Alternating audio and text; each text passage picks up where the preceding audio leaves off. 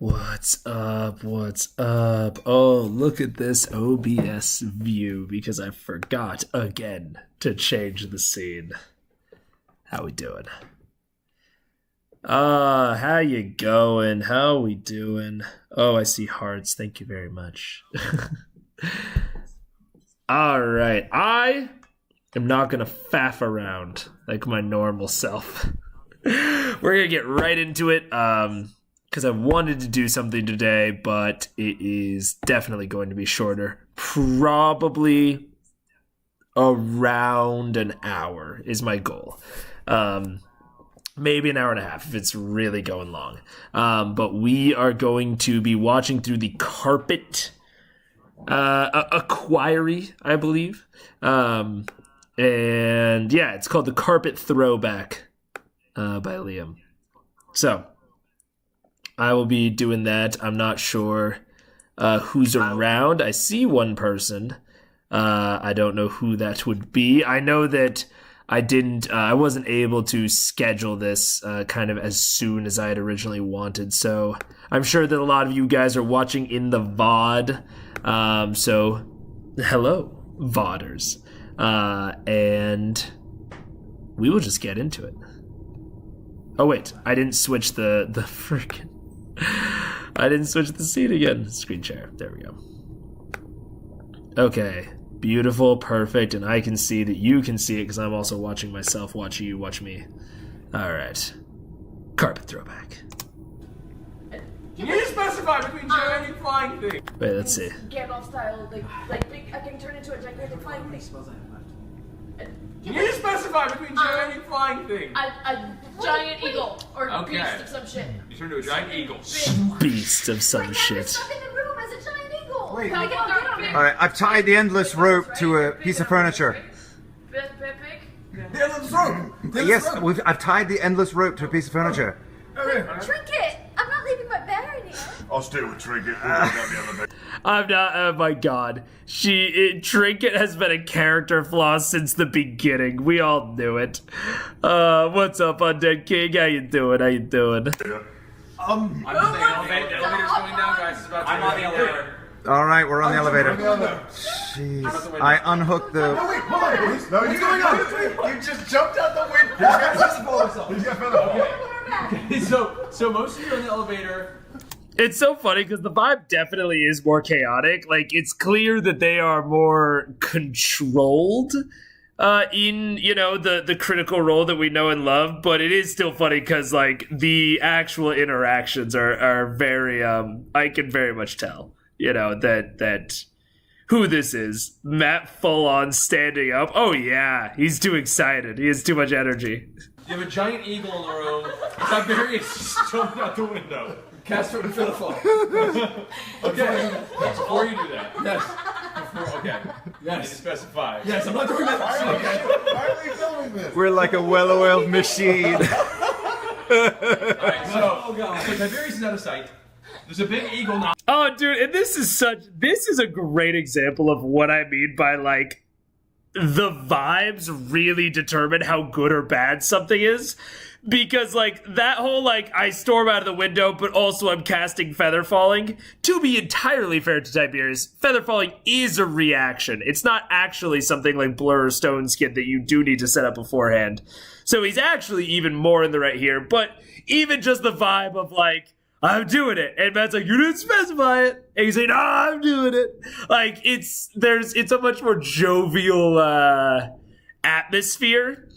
And so it makes me feel almost sad. It makes me feel like maybe the vibes kind of changed on Orion as they transitioned into, you know, it being content rather than a home game, and he just didn't transition as well as everyone else.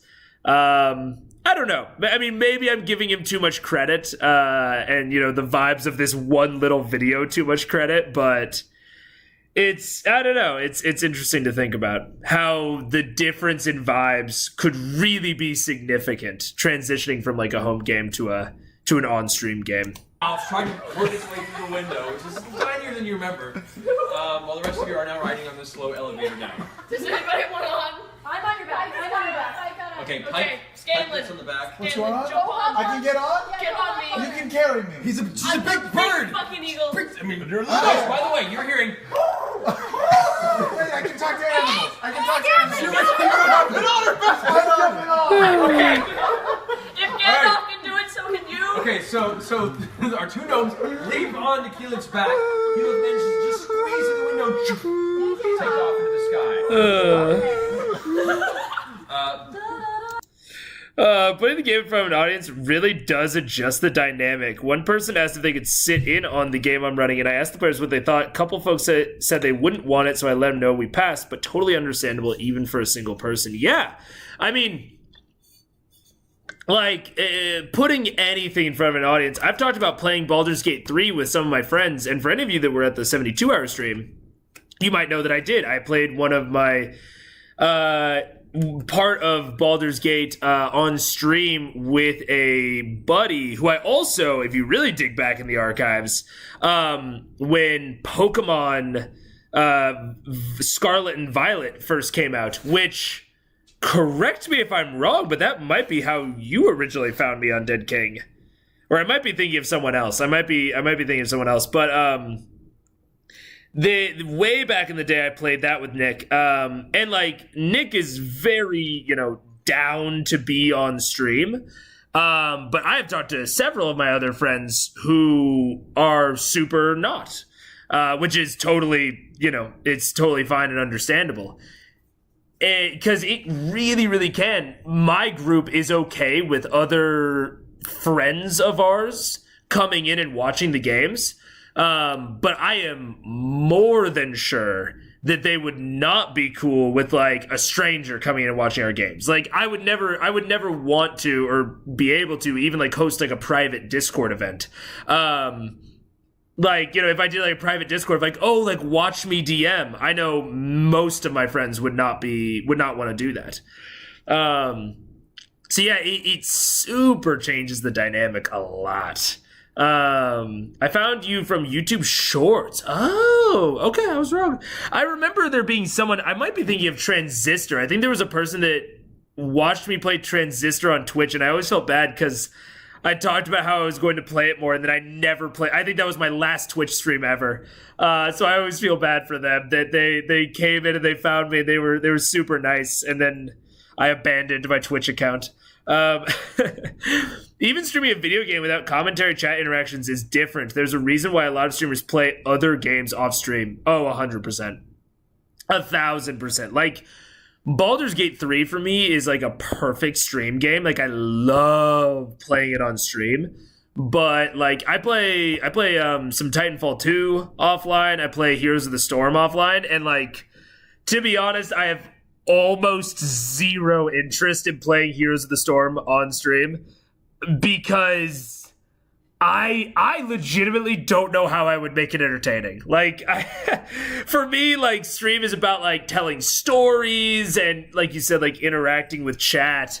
But like HOTS is so like focused, and I would have to like be like glancing off screen, and I would be missing my fucking minion hits.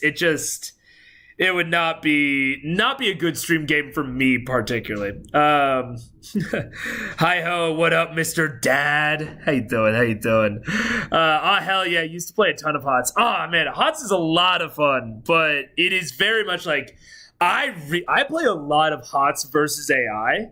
Because it's like a relaxation game for me of like, oh, me and like the friends have been playing like some higher intensity game, or we've been having a ton of fun, or I just get off stream and I'm like still really jazzed up, and I'll just load up like a versus AI HOTS because it's like very relaxing. I don't have to think about it. I just use muscle memory.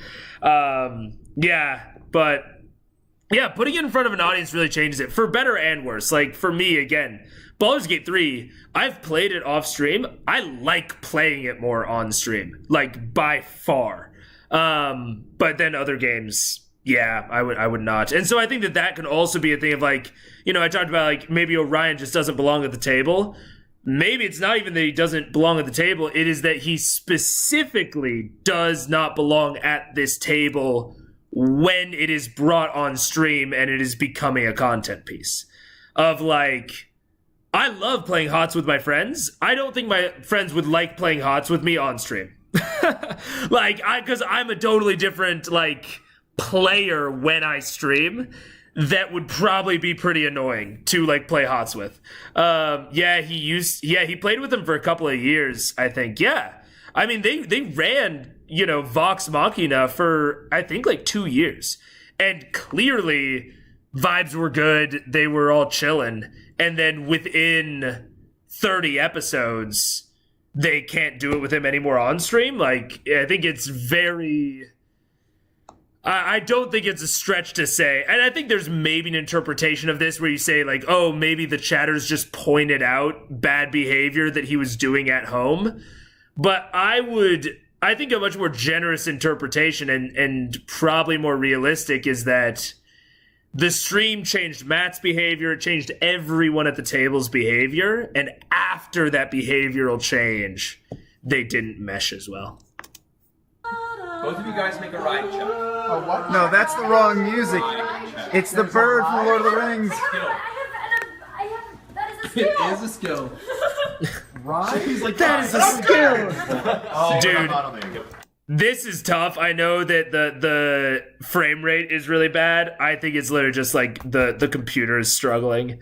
I don't have a great laptop. I have a very nice desktop that I have poured money into over like 12 years. But the laptop is an emergency mobile option. So I apologize for the frame rate, but there's probably not much I will be able to do about it. Not good. Not good. 6 plus 0. But I can't talk to him. That's okay. You managed to hold on, guys. It was mainly just to see there was really bad luck involved. You guys managed to just grasp for dear life onto the feathers. You've Sit down, Caleb! hurts a little bit, but you, who haven't flown in this form before, it takes you a little while to get used to. Managed to make your way through. As you see below you, this tiny little form of a dragon humanoid just kind of gliding. The rest of you guys, Percy, Max, Krog, are all in the slow elevator. You're about a quarter of the way down. You still have probably another 300 feet. Yes. The tower lurches an extremely large pulse. You now have dust and rock against the fall from the ceiling. Man, where's the high-qual video that Ashley's taken? We're watching this off of a flip phone. Where's this DSLR footage?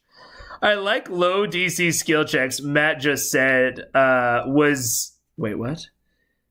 Said it was to see if he'd have really bad luck. Yeah, I mean, this is something that, there's a conversation around,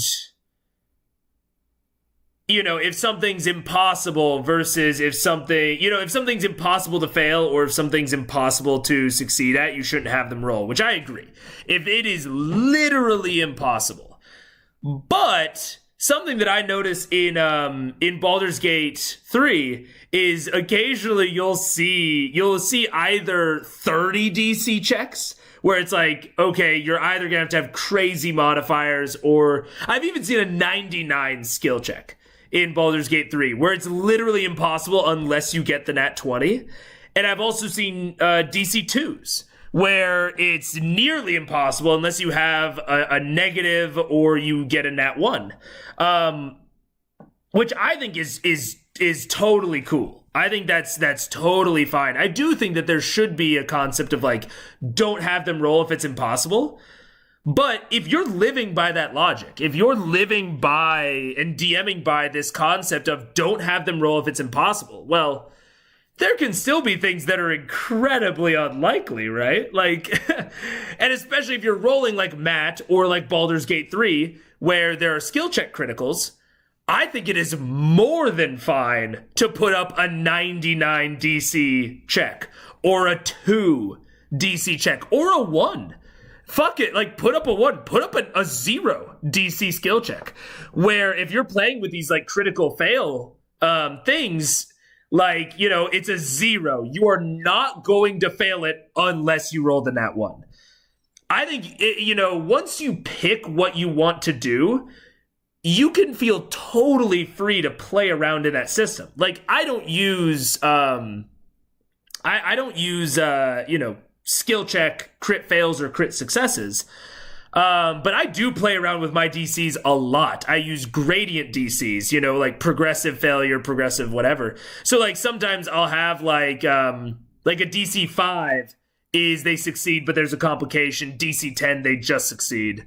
DC 0, they still succeed, but there is a large complication. I think that playing around with that variable difficulty class is something that I've always tried to implement into my games, but I'll admit it, now that I've been GMing Blades in the Dark, the inherent skill check system within Blades in the Dark, like that gradient success and failure is built into the fabric of Blades in the Dark, and I fucking love it. I will be carrying that into my D&D games from now on. Hello, a bit unfocused today, but we'll have this on in the background. AKL, no worries. No worries at all. You do whatever improves your life. I want my stream to improve life for you all, whether that is, a distraction, whether it's entertainment, whatever. And however you choose to engage with that is valid and cool. And I just appreciate being part of your day. I think I've mentioned this before, but if someone asks, hey, what do I see here? And I don't know exactly what to say, having them roll and then interrogating their intentions helps me tremendously. Yeah, the rolls can be tools. And this sort of plays into what I've talked about with fudging rolls before, of as long as you keep the fiction up, as long as they don't realize that the Wonderful Wizard of Oz is fake, you're doing your job right. And whatever tools you use and however you go about doing it, it doesn't matter what you use. You can lie, cheat, and steal. You don't have to know what's there. The roll doesn't have to be... You don't even have to have a DC for your rolls until you see the number that comes out. This is real. Like, this is not something I would really recommend as general advice for, like, starting DMs. But, like, advanced DM advice here. You don't have to determine DCs until you see the roll that comes out. You can go purely based on vibes. You can say, like, ooh, that roll that they just got, that feels right. Or, it doesn't feel right. Like, that is something that is fully within your power as a DM to do. But, I'm a vibes DC GM, lol. Hell yeah, dude. But this does come back to the fudging conversation of you can only fudge as long as your players never know you're fudging. You can only be a vibes DC as long as your players never know that it's a vibe, right?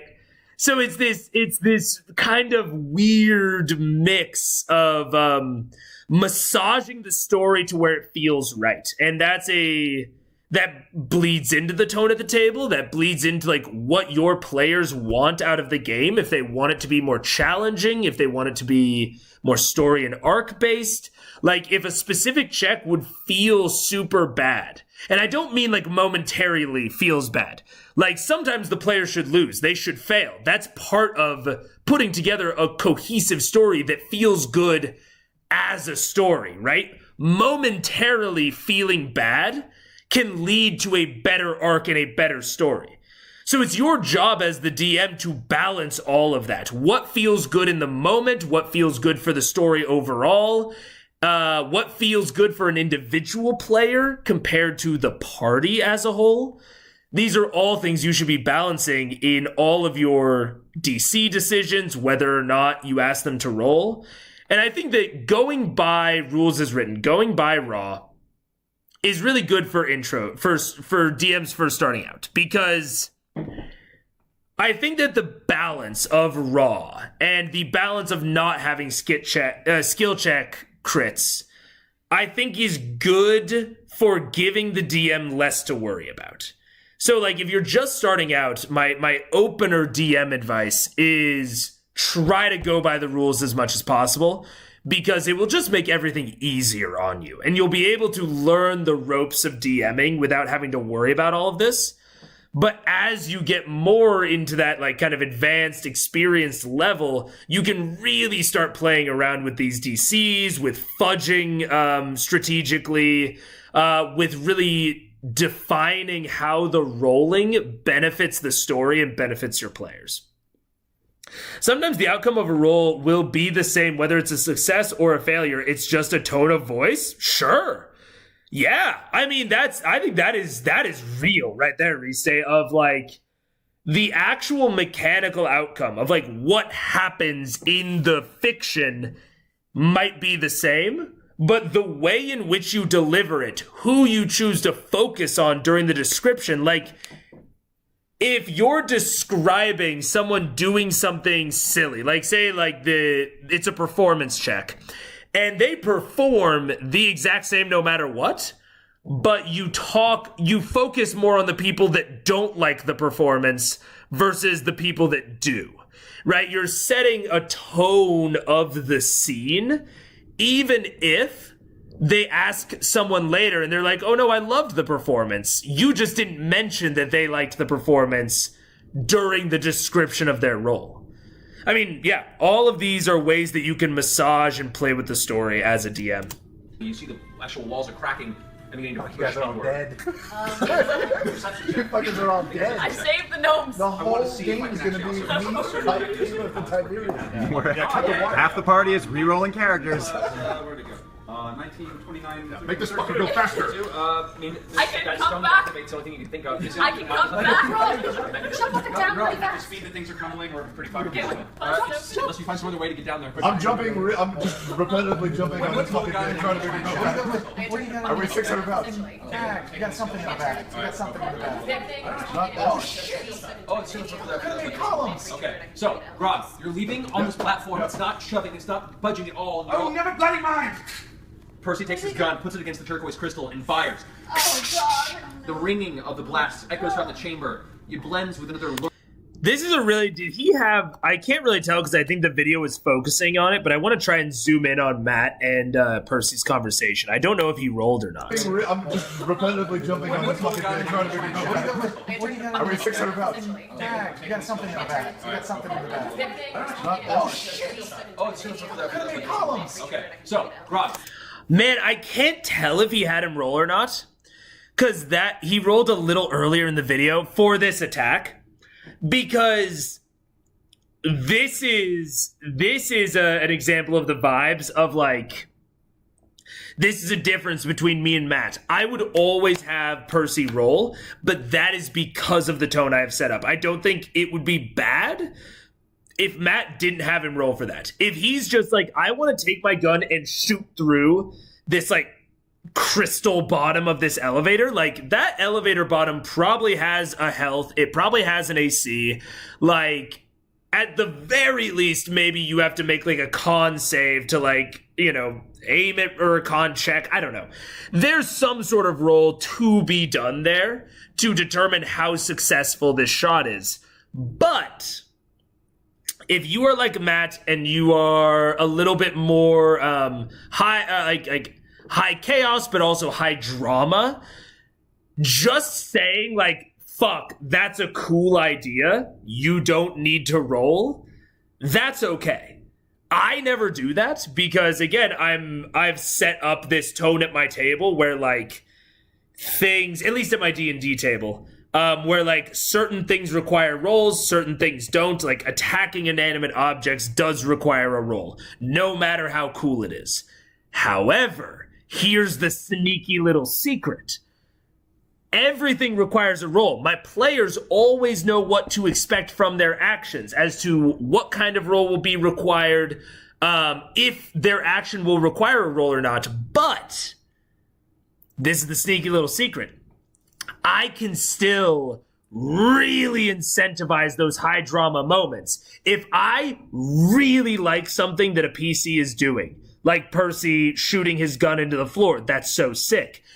Maybe this turquoise, crystal normally has an AC of 16, but I'm gonna give it the cool story, rule of cool, fun moment debuff of like a -12 to its AC. So now it's like a fucking roll 4 to hit. Now, you could still get the natural 1, and there is still that level of drama that my system allows me to keep in of, there's still this level of like he still might fail. He might still get very unlucky even when he's trying to do something cool. But I can manually lower the numbers on my end to allow him to be almost assuredly getting this done no matter what he rolls, unless he rolls that 1 in 20 chance.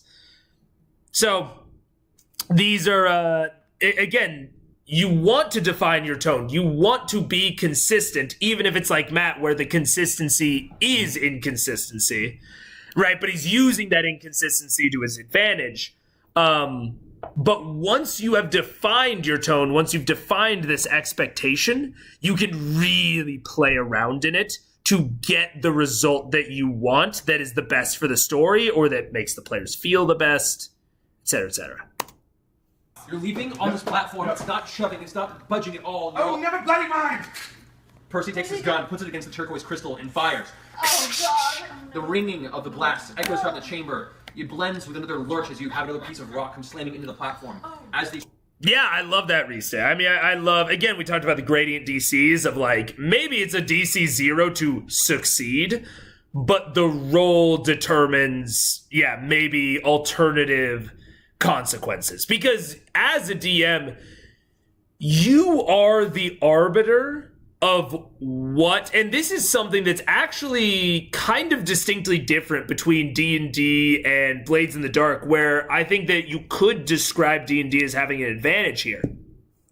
In Blades in the Dark, the person defines the goal of their action, and success is narrowly defined as achieving that goal. Now, it's much more complicated, and anyone that knows how to play D&D will know that I am really abstracting here.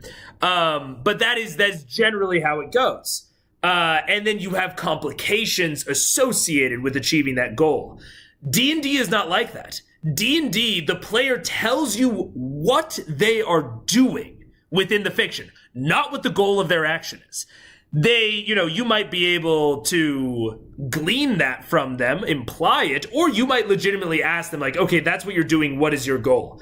But the interesting thing, and the way that this gives you a lot of power as a DM, is you define what success is, what the goal is, everything, because you are just taking their action.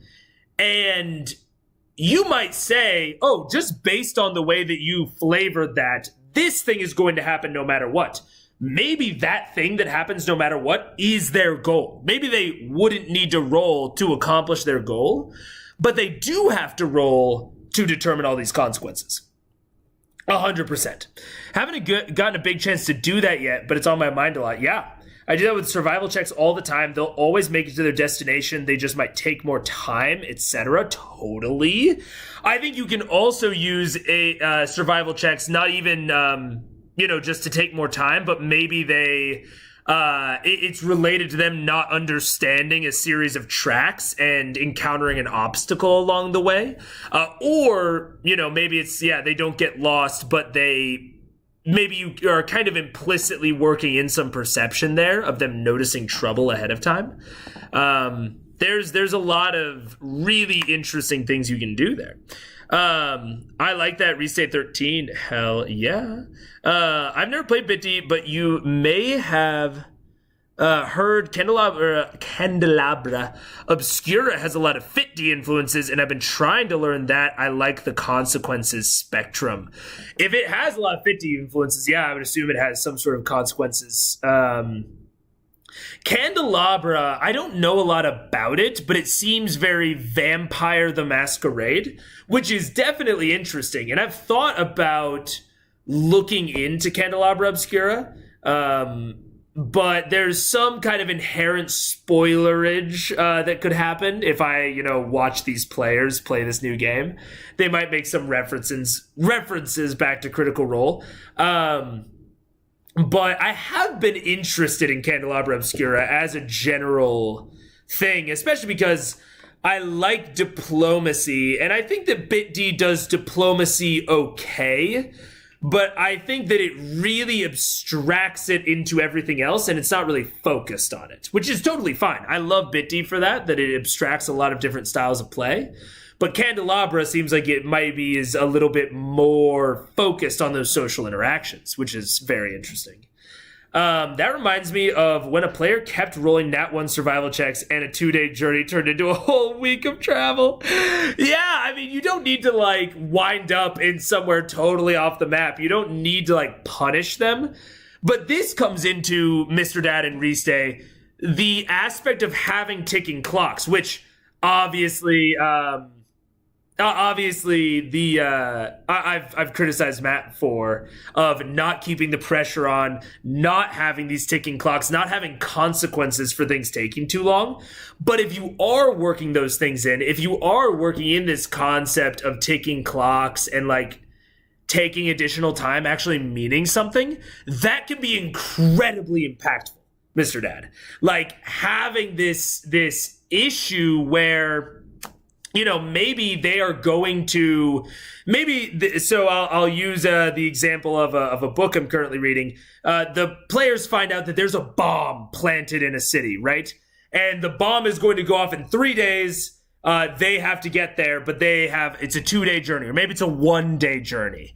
You can start using just this concept of you failed the survival check, this takes an additional day. That can be nail biting. You don't have to introduce these long combats that take up time. You don't have to even introduce resource sinks. You don't have to have them waste features or spell slots or what have you. You can literally just say it takes an extra day because you get a little turned around. And that is nail-biting suspense because they might not make it in time to save the city. Candela, as in the luminosity measurement. Oh, Candela Obscura, not Candelabra Obscura. Candela, got it. Oh yeah, this occurred during a section of the story where they had to figure out a mystery before the next full moon. Perfect. You have this nice clock on, like, they have to figure it out before then, and they're just wasting time slogging through the wilderness. That's great. But you can abstract that so quickly, because if you're in, like, travel montage mode, like, wasting a bunch of time or resources with long combats that take half the session, that can honestly feel a little contrived, even if in fiction it's less contrived, which is very interesting. But just saying, like, oh, you failed the skill check, next day, roll again. Like, just having that be like an instant consequence, you are really zooming through it in session. You're keeping the pace up really well of, you know, just like, oh, it's an extra day, next roll. Oh, it's an extra day, next roll. Like, it's really, really fast. It's building up this tension, but it is not bogging down the actual in-game progress, or the actual out-of-game progress. Turquoise crystal shot. That sounds great, Mr. Dad. That sounds like a really good arc. The platform just drops into free fall. It's a tower. Is there anything on the walls? Are there windows on the way down? No, but it's a smooth. No spells? To do something wrong, you're strong. You're strong. Do jam something in the wall. Do As something. you're all currently plummeting in free fall. We got seconds. Do something. Try something. It is tied to a piece of furniture. Grab onto it, Grog. Grab the endless rope. And I'm holding it in my hand as we go down. Grog, hold this rope with me! Hold the rope with me! All of you make a dexterity check. Oh my gosh. Except for you, Vax, because you're the one who's holding onto the rope. And the camera. Yes. Is this going to be the second game in a row where Grog falls to his near It's death? very possible. 16. 16, okay. What is the I hope dexterity? everyone's okay. Okay, this actually hits on one of my favorite D&D raw rules. That's a little silly. Actually not even most barbarians, unless you're rolling really, really trash, but if you're taking average, barbarians get to a point where they cannot be killed by fall damage. So like you get to a point where there's a maximum fall damage because I think it's supposed to represent terminal velocity. And even if you roll max on that fall damage, it can't kill barbarians because I think it's like 20d6 or something. So even like max is only 120 HP, which most barbarians eclipse at like level 12 or 13. And we actually had a situation where this mattered. In my first ever campaign, I was a warlock and we had a barbarian, and I had ascendant step, so I could cast levitate on myself at will. So we strapped. Oh, what the heck? We strapped the barbarian to me. It was OBS still on? Okay, OBS is still on. Cool, we're chilling. So I strapped the barbarian to me with like a harness, and then I levitated up, and we ruled at the time, which I don't know. I think I still fuck with this rule. Because I think it's so limited but really fun. I knew the cantrip gust, and we ruled that I could gust to push myself while levitating 5 feet every 6 seconds. So it was not a good form of travel, but we used this. We strapped the barbarian to me. I flew up into like the stratosphere. I flew like hundreds and hundreds of feet up to where no one would be able to see me. And then I gusted us very slowly. I think he even ruled that I was traveling at half speed because I was pushing both of us. But we gusted over this wall, over the wall of this city, and then to like sneak in. And then we gusted all the way into like the castle courtyard, and I just cut the ropes. And the barbarian like Thor landed into the city, taking 20d6 damage, but he raged on the way down, so it was bludgeoning damage. And he ended up only taking like 30 damage because of the roll and because of it being resisted by rage. It was very, very funny. That was a good time. But there's some real funny things like that where I don't even think that Grog would be really deterred by this fall. But now you just have to save everyone else in the elevator. What up, Opie Dopey? How you doing? Hey, what's up? Rob is gonna have serious I jumped out the window. Rolling 20, I can actually. I told you 6 to 1. Really? I only got 9. We got a 9 total. No, I rolled a fucking 4. Okay, wow. Okay, so. A fucking 4. Nope. What? The bear's in the thing? Yes, that's why we had to take the elevator because we had a bloody bear. Hi. Because we had the bloody bear. The trinket is a party flaw, dude. In a studio doing voice stuff right now, but I had to come say hi. Very cool, Opie Dopey. Are you a voice actor? That's fun. I've always been interested in doing voice stuff. I'm not even gonna tell you guys which book, because I think it got like 200 sales or something. You know, it's a tiny book. But I actually narrated an audiobook in college, and they paid me like $20, and it was only like a 50-page book, but I narrated the whole thing. 200 ain't nothing. I agree. 200 ain't nothing at all. But it was really. Oh man, if the author's watching, I apologize. I don't even think they would know who I was, because it was like, you know, through like an anonymous site. But it was bad. It was not a good book. But at the time I was like, oh, maybe I want to do voice acting. Maybe I want to do like audio narration. So I was like trying to like build out a book. But yeah, I've always been interested in that sort of thing. So that's cool, Opie Dopey. I hope you're having fun. I hope you're having lots of fun. Hello. I think I can see out in You can't throw the bear out the window and onto an eagle. You never So, took the elevator with Liam. fire. Yes. So you tied the end of the rope, and you're holding onto the rope. The rope comes out of. Yes. Should we go- What? should we No, go back? I I tied one end of the I don't know how you can row. to a piece of. You have infinite rope that comes out of a rope. Is how it works. It's like there's a pocket in a rope. Yeah, so we tied it. Yeah, I tied the free end to something up top. Right. So you're currently clutching a rope as a rope is shooting out of it. Yeah. Or you're like now holding onto the rope. Clutch the rope. Oh, the rope. Well, I told Grog. I meant for Grog and I to hold it. Yeah. And you guys are the only two that managed to get a hold of the rope. Right. So you're. Would you roll for trinket? I didn't roll anything for Roll for yet. trinket. Don't kill my sister! What the fuck is going on? Trinket's smart. 11 plus, like 1, 12. Okay. The three of you are currently plummeting at free fall. As Grog and Vax both manage to hold the rope and stop, you guys catch yourself, look down and see the three of them plummet. The platform beneath you shudders for a second, cracks and breaks into three pieces as the tower changes direction. So we start Right up. sliding. You guys, all of you, make a reflex check, a reflex save to see if you can manage to catch the edge to reduce damage. God. Come on, you guys. Roll for trinket. I like using things. Man, that's impressive.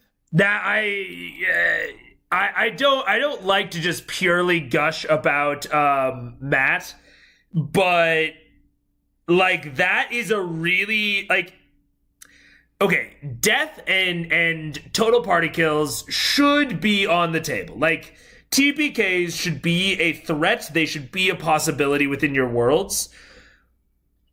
But I generally try to avoid them unless it is built up a bit more. Like, they've been preparing for this fight for a long time. They really got in over their heads, and I've foreshadowed that, a dozen times over.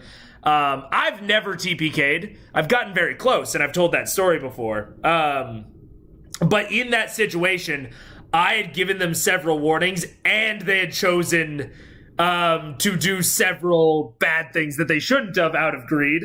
So in that case, I was like, you know what? This is an okay end to their arc of like, it's a story about hubris and it's a story about like, overstretching your own capabilities. And my party was very on board with that. And we talked about that being a potential ending to their story before. So that was that. But I think that was very impressive of him to reshape the danger in a way that felt good within the fiction of there's this fire, the building is collapsing around them, things very suddenly, shift position in like split second Bond style shit to not save them necessarily, but maybe save them from instant death and only put them in danger of severe maiming or, getting very, very close to death. I think that's a very, especially when the situation that they're in is because of one of the party members. I think that's like a really important facet to this of Trinket the bear and Percy, the gunslinger, are the reason that they are in this very particular thing. It's not something that they talked about as a party. So if you TPK them here, that could be bad vibes. Like that could be bad vibes at the table for, or not even Vexalia, but for Scanlan, for Pike, for Grog, of, they went along with their party and them going along with their party got them killed. That could be bad vibes. So I really, really like this choice by Matt. And I think it's very impressive to make that sort of choice where it still feels good in the fiction. Thanks, not my main job, but passionate, hopefully goes somewhere further. Hell yeah. Hell yeah, man. That's how I feel about this. I've got a day job, and it'd be really dope if this went somewhere further, but I mean, I saw this thing on Reddit the other day, on this subreddit called r/new YouTubers that I occasionally check out. And someone was like, how do you stay motivated without monetization? And it sounds like such like obvious and trite advice of like, if you're not passionate about it, like you'll never stay motivated. But like, I really do feel like that. I don't do this for the hopes of becoming monetized. I do this because I fucking love it. I love hitting go live. It's why I don't really make a lot of shorts anymore. It's why I don't make that many longs. It's because I am so passionate about just going live and like doing things on live. And so like that's the part that keeps me motivated, is liking it a lot. So that's dope to hear, Hopey Dopey. I'm glad that you feel as passionate about it, and I'm sure you would agree that, you know, getting paid for it wouldn't hurt. It'd be dope to do the thing you're passionate about for you know, a full-time career, but in the meantime, it's dope just to do it at all. What about like 14? What was it? You really need to learn to enjoy the process, not just the hoped for resulting longevity. Yeah. I mean, it is the same thing with my job of like, or it has to give you crazy benefits. Like, if you're not enjoying the process, but it gives you crazy benefits. Like, I don't love my day job. It's fine. I like the people I work with. I don't hate my day job. And it gives me a lot of flexibility to take an hour off during the day and come and stream. And I think that like some jobs can be like that so that you can go and do your passion stuff, right? That you just enjoy the process. Yeah, I don't know. It's very interesting. Yeah. Jobs and passions are weird. You gotta be honest. Gotta be honest. I rolled a 1 for drinking. Okay. He's gonna die. Okay. You make your save. What'd you roll for yourself? 14. 14. Okay. You and Percy both managed to make your reflex save. You both impact hard on the side of the stone incline. You can slide down, but the damage is halved. Both of you guys only take 16 points of damage. Oh, okay. Trinket takes a total 32. Oh, as the bear just goes slamming into the stone and begins rolling down. The slide comes to an end and it goes into the free fall point. At this point, God! There, you can see there's the broken portions of the stone. The rug that was on the platform is kind of like spinning and plumbing on its own. Vex, Laura Bailey cares about two things: money and Trinket. Those are her only driving, forces in the What do you guys game. wanna do? I was actually trying to before the end of the free fall. I was trying to pull the ice bullet and try to make ourselves a stop, basically, so we can hit. No, he took my rope.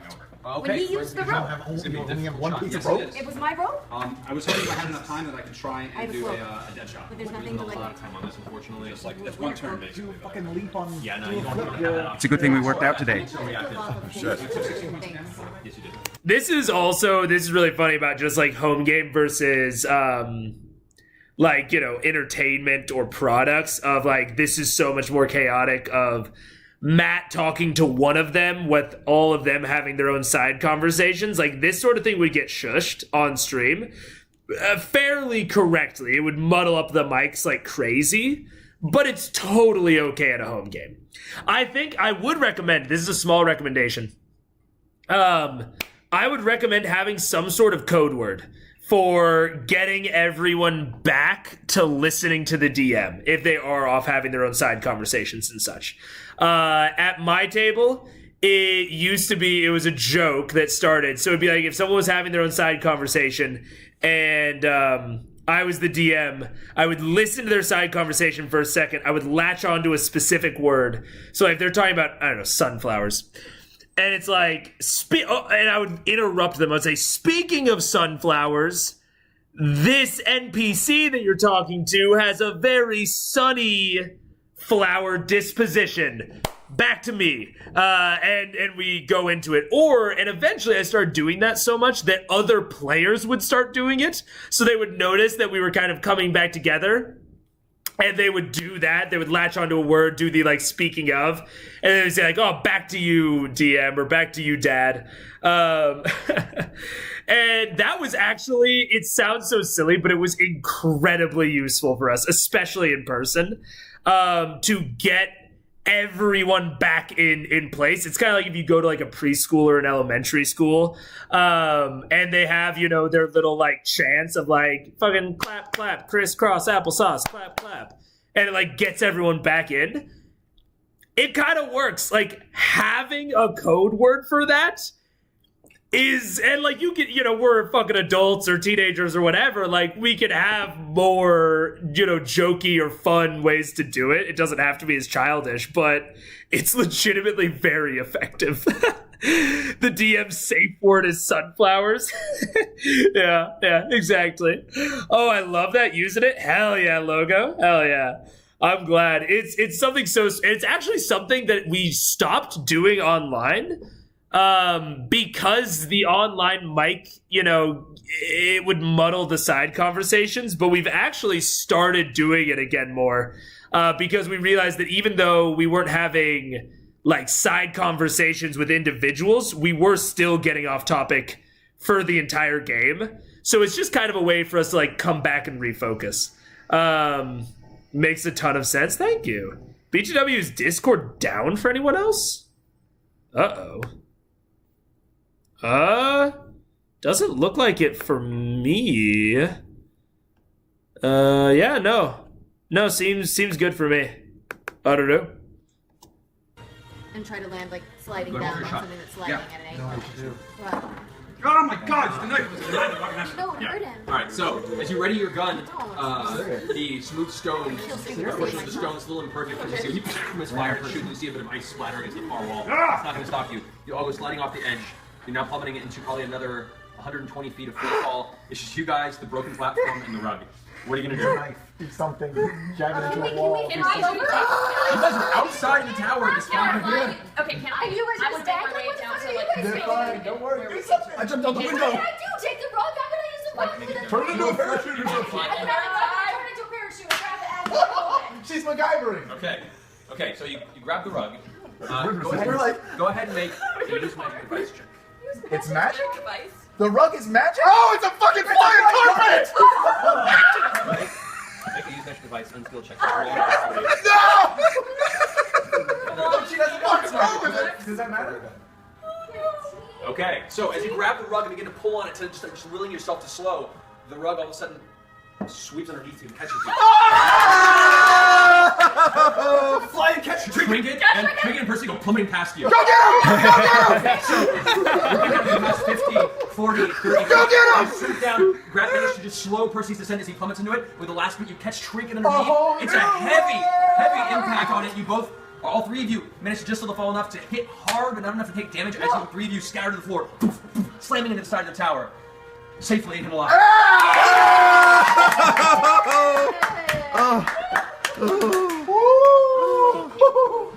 Oh, that's delightful. Oh man, I don't want to compare myself to Matt at all, but that is at least somewhat similar to how I introduced the broom of flying that my party had, which involved it being a like, just like a broom like stuck in like the corner in, I want to say it was a witch's hut, or it actually might have been like someone's hideout. And there was like an environmental hazard. It wasn't the building coming down around them. I think it was a fire or maybe like an earthquake, like fissure type thing.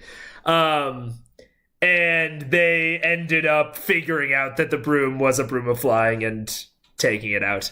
I love that for introducing magic items. That's very, very cool. That was such a hype moment. Snaps for Matt. That was really cool. And having the having the balls, having the cojones to not tell them. Like, not bring it up when they're falling and falling and falling, and wait until someone tries to use it. That is